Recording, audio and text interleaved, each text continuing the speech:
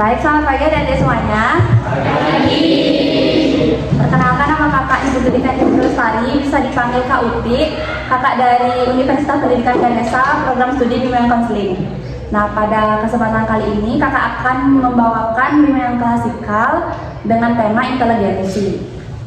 Nah, sebelum masuk ke dalam sesi bimbingan klasikal, kakak ingin nanya, ada yang absen hari ini? Berapa orang? Satu. Kenapa? Kenapa dan siapa?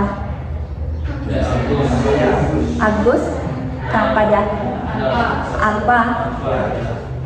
Mungkin ada ketua kelas di sini? Bisa pimpin doa ya ketua kelasnya? Teman-teman, sebelum kita melakukan pembelajaran, alangkah baiknya kita berdoa terlebih dahulu. Berdoa dimulai. Berdoa selesai. Baik, terima kasih adik-adik atas kesempatan yang sudah diberikan kepada kakak. Mungkin seperti yang sudah dijelaskan sama kakak tadi, kalian ada yang tahu nggak apa inteligensi?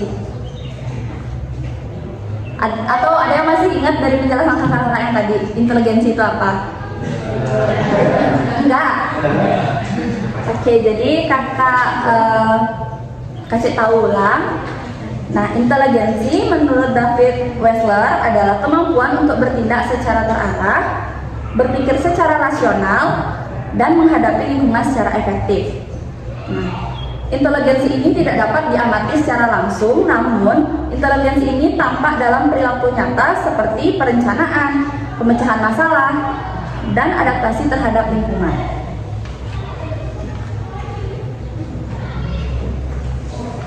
Jadi sebelum lanjut ke materi selanjutnya, kakak akan ngasih tahu adapun tujuannya dan pemberian inteligensi ini. Yang pertama, kakak ingin adik-adik dapat memahami konsep inteligensi serta dapat mengidentifikasi indikator utamanya. Selanjutnya, kakak ingin adik-adik mampu menganalisis dan memberikan contoh nyata individu dengan inteligensi tinggi dan rendah. Dan selanjutnya, kakak ingin adik-adik menerapkan indikator inteligensi dalam kehidupan sehari-hari untuk mendukung pertumbuhan dan prestasi adik-adik sendiri. Dapat dimengerti? Nah, dari penjelasan tadi terdapat 3 indikator. Yang pertama ada bertindak secara terarah, yang kedua ada berpikir secara rasional, dan yang ketiga ada menghadapi lingkungan secara efektif. Adapun definisi dari setiap indikator ini, yang pertama, bertindak secara terarah merupakan kemampuan individu bertindak dengan tujuan jelas, sistematis, dan fokus untuk mencapai hasil yang diinginkan. Kalian ada yang tahu contoh nyata dari bertindak secara terarah? Mungkin contoh nyata kalian sebagai siswa, gimana contoh nyata bukti tindakan bertindak secara terarah? Ada yang tahu? Ada yang tahu? Oke, nggak ada yang tahu ya. Mungkin seperti contoh yang pertama, kalian kan siswa, jadi kalian tuh memiliki jadwal harian gitu loh. Kayak pagi misalnya kalian harus sekolah, pulang sekolah kalian harus mungkin istirahat 30 menit, setelah itu kalian belajar 30 menit, seperti itu bertindak secara terarah. Nah, contoh lain juga dapat menyusun langkah-langkah mengerjakan tugas. Mungkin kalian kalau ada tugas yang lebih dari 2, kalian kerjain tugas yang emang harus dikumpul terlebih dahulu. Seperti ada yang tugas harus dikumpul hari Senin, kalian harus duluin itu dulu. Selanjutnya mungkin dapat dikerjakan tugas-tugas yang lain, seperti itu. Yang kedua ada berpikir secara rasional, di mana merupakan kemampuan mempertimbangkan sesuatu berdasarkan logika dan fakta, terutama dalam pemecahan masalah. Nah, contoh nyata atau perilaku nyata yang sering didapatkan di sekolah yaitu di mana siswa menganalisis soal sebelum menjawab. Kalian kalau jawab soal itu asal jawab soal atau kalian pikirin benar-benar soalnya? Jadi kalian udah termasuk berpikir secara rasional. Terus ada contoh lain yaitu mencari alasan logis dan tidak mudah percaya dengan hoax. Kalian ada yang masih percaya sama hoax di sini? Nggak ada ya. Oke, selanjutnya ada indikator ketiga ada menghadapi lingkungan secara efektif. Nah, Menghadapi lingkungan secara efektif merupakan kemampuan menyesuaikan diri dan bertindak sesuai kondisi, di mana situasi serta tempat yang dihadapi. Nah, contoh perilaku nyata siswa yang sering terdapat di sekolah yaitu mungkin siswa mampu beradaptasi saat pindah kelas. Mungkin di sini kalian pindah kelas nggak, atau emang tetap dari kelas 10 sampai kelas 11? Sama. Maksudnya kayak misalnya kalian dirombak lagi kayak ada yang masuk ke farmasi 1 gitu, ada kayak itu, berarti kalian emang tetap dan nggak ada pindah-pindah ya. Selanjutnya mungkin ada bekerja sama dalam kelompok baru. Nah, kalian kan pasti bikin bimbingan kelompok kan, kayak bimbingan belajar gitu. Ada nggak teman-teman yang biasanya nggak mau ikut bimbingan belajar kelompok, kayak dia ikut kelompok tapi dia nggak ikut ngerjain? Ada yang kayak gitu di sini? Ada. Itu merupakan salah satu contoh siswa yang tidak bisa menghadapi lingkungan secara efektif. Oke. Mungkin di sini kakak akan tampilin contoh-contoh orang dengan inteligensi tinggi. Dapat dilihat di sini ada dosen kakak sendiri, yaitu ada Profesor Dr. Suwarni MPD Kons, dan juga ada Profesor Dr. Iketut Darsano MPD Kons, di mana beliau merupakan orang dengan inteligensi tinggi dan beliau merupakan guru besar yang masih aktif mengajar di Undiksa, lebih tepatnya di program studi bimbingan konseling. Beliau juga sering masih aktif dalam mengisi kegiatan seminar dan juga hal-hal yang berkaitan dengan pendidikan. Mungkin adik-adik dapat nggak ngasih satu contoh orang yang berinteligensi tinggi yang ada di Indonesia? Orang yang mempunyai kecerdasan di Indonesia. Ada yang bisa kasih contoh? Satu aja. B.J. Habibie. Betul, B.J. Habibie disebut juga dengan Bapak. Oke, lupa apa-apa. Selanjutnya ada orang dengan berinteligensi rendah.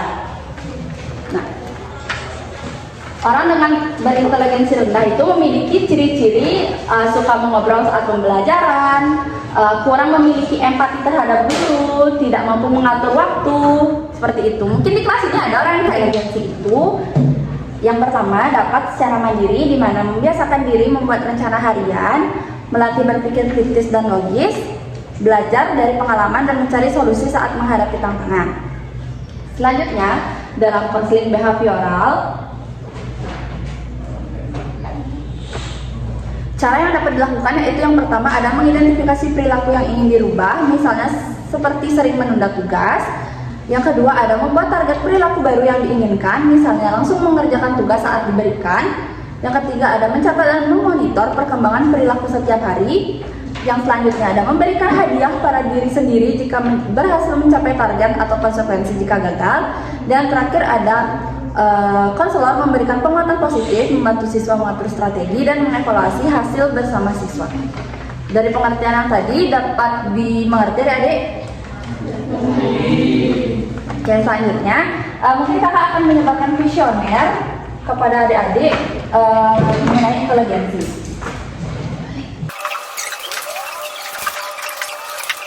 Oke, kalian udah semua kan pegang kuesionernya ya. Jadi langkah pertama kalian dapat isi identitas kalian dulu dari nama, kelas, dan nomor absen.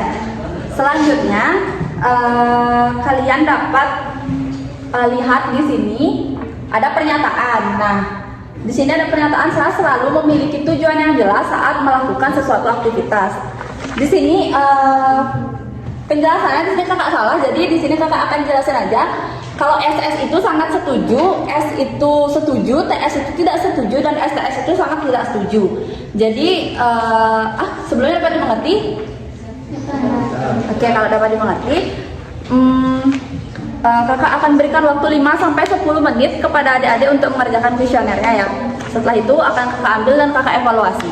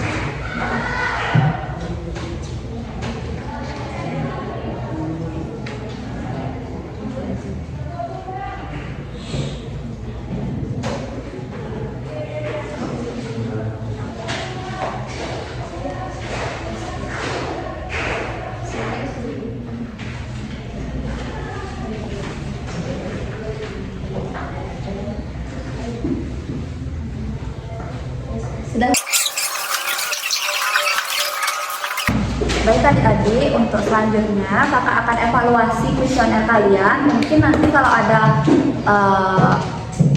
ciri-ciri seperti adik-adik yang memiliki inteligensi rendah, nanti akan kakak lakukan bimbingan kelompok. Oke, sekian. Terima kasih atas waktu yang telah diberikan kepada kakak. Kakak pamit dulu. Terima kasih.